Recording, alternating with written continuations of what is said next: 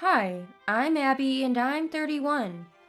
At 25, I started a small app development company. Before that, I worked in the IT sector. That company wasn't big, and it was a time when new companies were popping up everywhere. When my previous company started struggling, I took a leap of faith and quit. I then founded a mobile game development company. My husband Mikey is the same age as me and was a colleague at my former job. Several people quit around the same time as I did, but Mikey chose to stay. He didn't like the idea of me starting a business at all. You see, Mikey's not the adventurous type, nor is he keen on trying new things. He always seeks stability. He doesn't have much ambition at work and isn't interested in promotions. For Mikey, a simple life is enough. He's not into materialistic things, nor does he have any particular hobbies. In contrast, I'm the complete opposite. I strive to achieve in my work and love to face new challenges. Shopping is a treat, and I cherish attending concerts of my favorite artists. At first glance, we might seem incompatible, but that's not the case. We complement each other, filling the gaps the other has.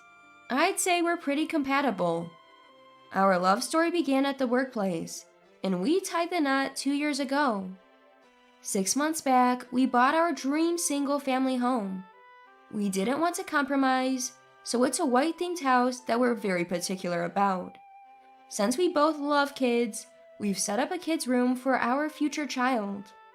Every day, we carefully clean our wood-scented space, cherishing each moment. Lately, since moving to our new home, Mikey's been saying, I really want kids soon.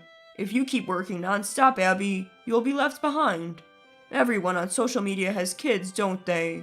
You see that, right? Our parents are also pressuring us. Maybe it's time you take a step back from work. This was my biggest fear. Mikey's income has significantly decreased. The company he works for is underperforming, with many employees quitting. Now, including Mikey, only 3 remain. And they're often working remotely, which means hardly working. This month, he's hardly been to work. Before I realized it, his pay resembled that of a part-time job. We have a mortgage to pay, and we can't live on Mikey's income alone. Discussing our financial situation directly is a delicate matter, so I've been avoiding it. Mikey realizes his income has dropped, but he shies away from the idea of finding a new job. I carefully chose my words as I responded. Well, kids, I'm not getting any younger, but right now I really want to focus on my work and save some more money. When I do have a child, I want to prioritize them, I just haven't found someone I can trust fully when I'm away. So please bear with me a little longer. I promise I'm thinking about it. As I said this, Mikey looked displeased. You know my mom keeps going on about wanting a grandkid, right? You have to think about my pride too. She's been so pushy that I even told her that you have a medical condition that makes it hard to conceive, just to make her understand. I was aware of that. Every time my mother-in-law saw me, she'd say, Abby, work is good and all, but a woman's role is also to have children. No matter how successful you are, if you don't have a child, you're incomplete. You should embrace your femininity soon. I couldn't possibly agree with such a sentiment. But my mother-in-law is stubborn and traditional. There was no way Mikey, a mama's boy, would ever stand up to her on my behalf. Being tired from work, I tried to avoid her as much as possible. Every encounter would inevitably lead to the topic of kids. She probably doesn't know about our financial situation. Considering the current economy, it's hard to even think about having a child. Then one Sunday, as we were enjoying our day off, the video doorbell rang. The monitor displayed my mother-in-law. Though I wanted to pretend we weren't home, our car was in the driveway, so we couldn't. Mikey opened the door and let her in. Without missing a beat, she threw a snide remark at me. "You've embarrassed me, Abby." Naturally, I had no clue what she was talking about. "I ran into an old friend from my school days. She has 3 grandkids from a son who's a year younger than Mikey. She was showing off. I never imagined I'd face such humiliation at this age. This is what you get for having a clueless daughter-in-law." She directed her anger at me. "It's all because you won't give us a child. Don't you feel sorry for Mikey? Time's ticking and you need to plan for the future. You keep talking about work, but aren't games just for nerds? Anyone can do that, can't they?" Ignorance is truly terrifying. She had no idea about my efforts and achievements. I couldn't stay silent any longer. "Listen, mother-in-law, I think you need to realize how uninformed you sound. I get that you want a grandchild, and I'm genuinely sorry you feel this way. But when you belittle my career, I can't stay quiet. Not everyone can do what I do.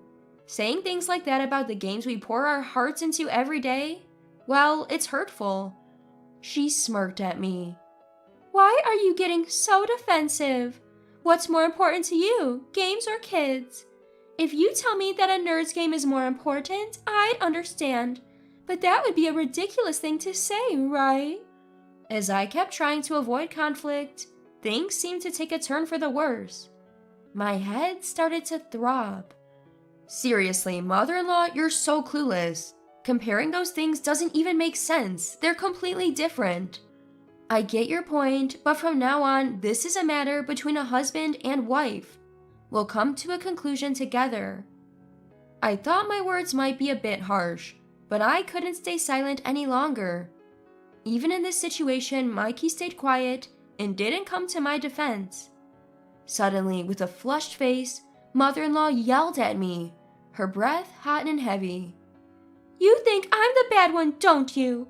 Mikey's too kind to say anything, but don't you think a wife focusing more on her job than her husband could upset him?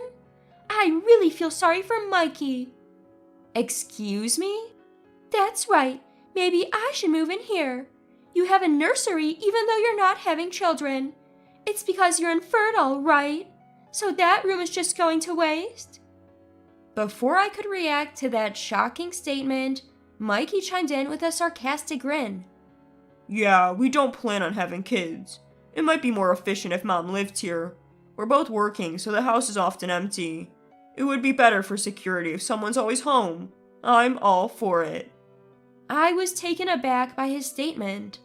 I always knew Mikey was a mama's boy, but I never expected him to go off the rails like this, without even considering my feelings. Annoyed, I retorted sarcastically to Mikey. "You're working from home these days, right? I think our security is just fine. If we need security, we'd hire professionals. We don't have any valuables that require high-end security anyway. Whose life are you talking about?"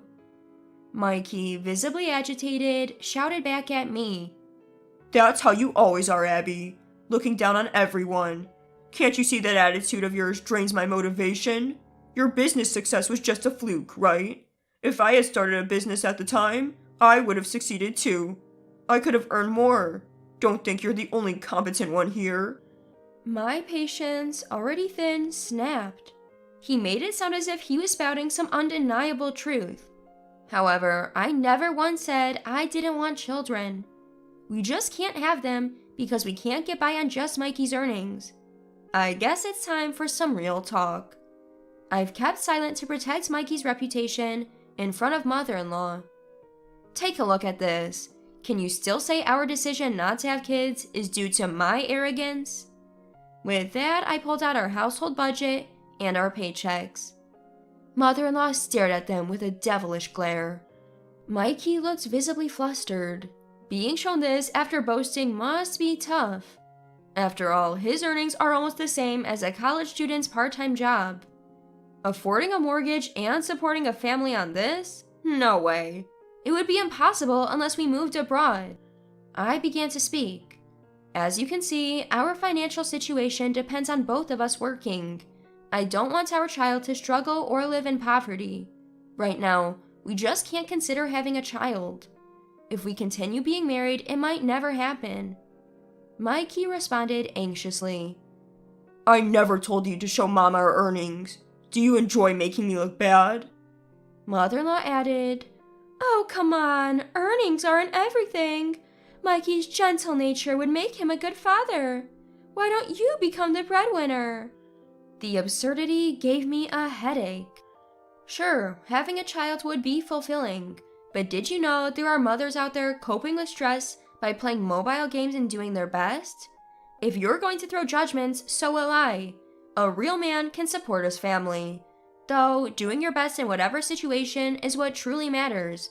We just don't see eye to eye. Mikey's anger finally exploded. He began to shout. Abby, your high and mighty attitude is what's ruining me. It's like having a boss at home. Leave. I don't want to see your face anymore. Mother-in-law jumped in.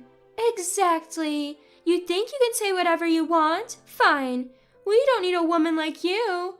I'm going to get divorce papers. Mikey, divorce this insufferable woman. With that, they both headed to the city hall. I'm still puzzled why I should be the one to leave. But I don't want to be with Mikey anymore. I can't stand his face. Those are my feelings. I've reached my breaking point. I finally decided to move out. I quickly packed my belongings. I've never liked having many possessions anyway. I've always been someone who prefers an empty space. People usually call this minimalist. Packing, it was done in no time. Mikey and his mom came home, still in a foul mood. Without missing a beat, Mikey started filling out the divorce papers. Then he threw them at me. I've done my part. If you're going to stop this, now is the time. Once these papers are submitted, there's no turning back. I'm so distressed I might not work for a while. But you can just give me the house as compensation. Lucky for you, I'm not a petty guy. You earn well, so it should be no big deal, right? But hey, if you apologize, maybe I'll forgive you. Clearly, he wanted me to beg him to stay. I've never met such a small-minded man before. He's the worst of them all. Without any hesitation, I filled out the divorce papers as well.